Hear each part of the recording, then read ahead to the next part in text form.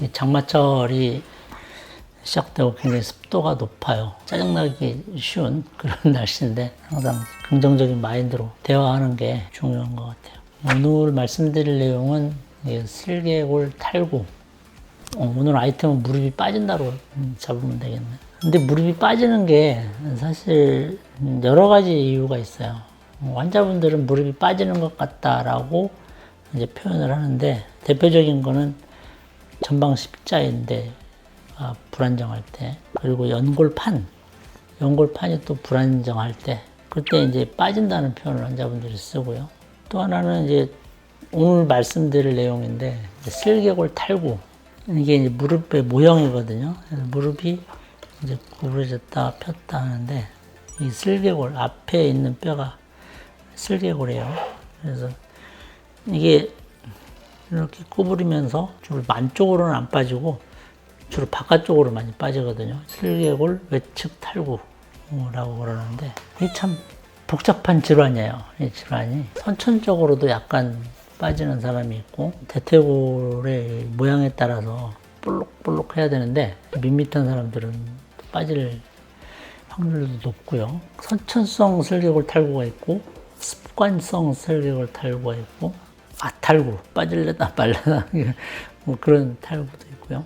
그 대개는 이제 처음에 어렸을 때 이런 이벤트가 많이 일어나는데, 처음에 빠졌을 때 관리를 어떻게 하느냐에 따라 그게 참 중요하거든요.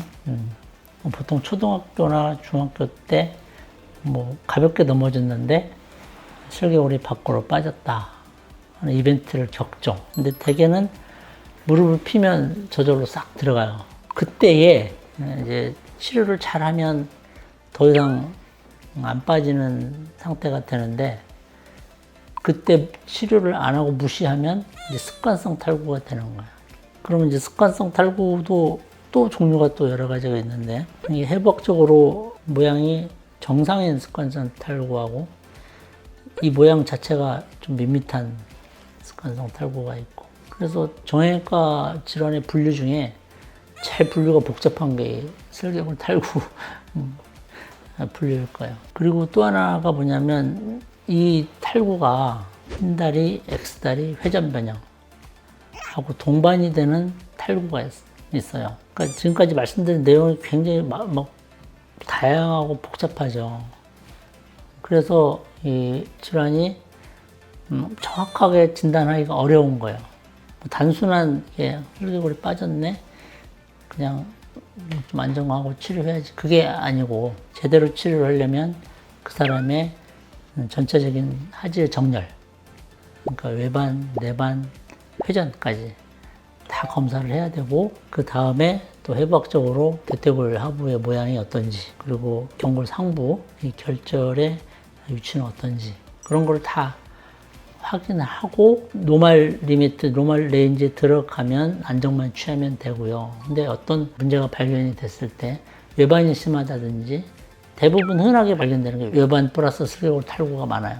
그런 사람들은 습관성 탈구로 갈 확률이 높기 때문에 외반 수술을 같이 해줘야죠. 외반도 이제 대퇴골의 외반이냐, 경골의 외반이냐, 허벅지뼈냐, 종아리뼈냐, 그것도 또 달리기 때문에, 그래서 분석이 중요한 거예요. 그래서 우리 환자분들이 아셔야 될 게 매우 다양하다. 아주 복잡하다. 그런데 사실 분류만 잘하면 치료는 간단하다 라고 아시고 계시면 되고요. 근데 그 분류를 하기가 어렵기 때문에 전문가를 찾아가야 된다. 자기가 슬개골 탈구 환자다 그러면 일반 정형외과보다는 이런 질환을 좀 많이 보는 그런 전문병원에 가서 제대로 된 치료를 받으시는 게 매우 중요할 것 같습니다.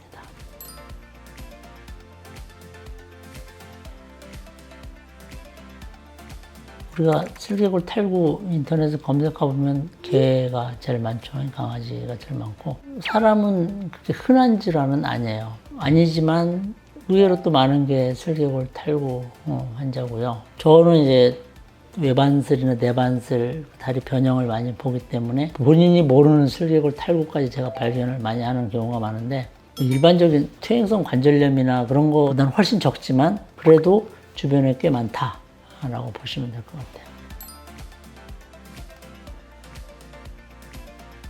무릎에 퇴행성 관절염이다 하면 허벅지뼈하고 종아리뼈 사이 연골판도 있고 뭐 십자인대도 있잖아요. 여기에 관절염이 생기는 거를 퇴행성 관절염이라고 그러는데요. 이 관절, 대퇴슬개관절이라고 그래요. 이 관절에 이제 관절염이 오기 때문에 여기 관절염이 오면 무릎을 쪼그려 앉거나 계단을 오르내리거나 아니면 경사진대를 오르내릴 때 좀 많이 불편감을 느끼죠.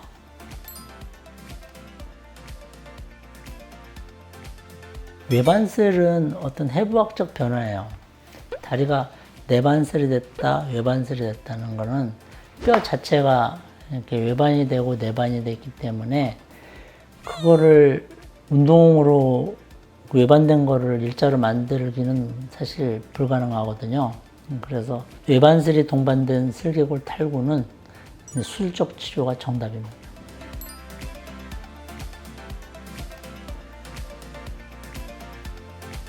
그러니까 절골술은 이 축을 맞추는 거거든요. 외반이나 내반을 일자로 맞추는 수술이고 슬개골은 조금 다른 위치에 있거든요. 그래서 어떻게 보면 절골술은 2차원이면 슬개골은 3차원적인 구조물이거든요. 우리가 수술을 할 때. 그래서 이쪽에 만약에 병변이 있으면 어떤 또 다른 치료를 다시 해야 되죠.